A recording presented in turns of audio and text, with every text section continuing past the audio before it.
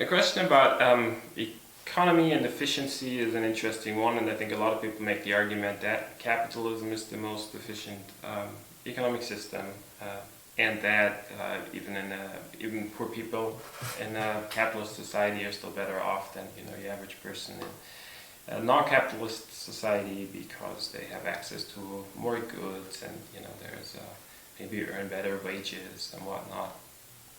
And I think there's certain truth to that. Also, if you look at, I'm no expert as far as economics go, but also historically speaking, I guess just the pure output of goods and possibly the access that people have to them might be higher in capitalist societies than in others.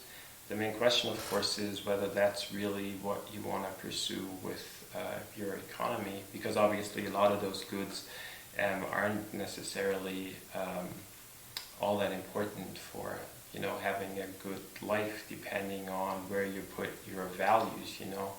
Is it most important to have 3 flat screen TVs and a bunch of cars and all that, or isn't it more important in life to feel some kind of connection to your environment, both socially and ecologically, and avoid the destruction also of your both again social and ecological environment, which is oftentimes a consequence of capitalist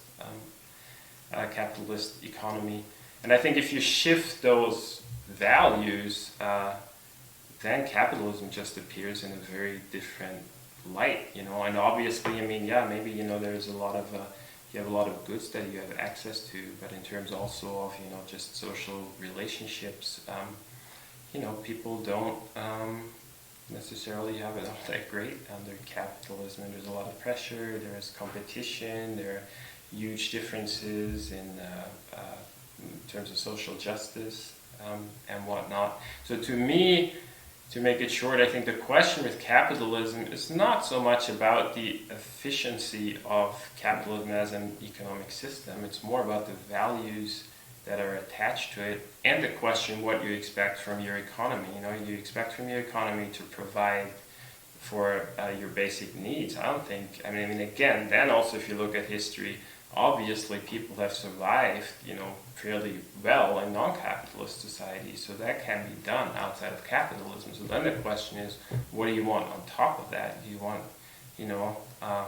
a lot of goods that you don't really need, or do you want a sense of solidarity and community and respect for your environment?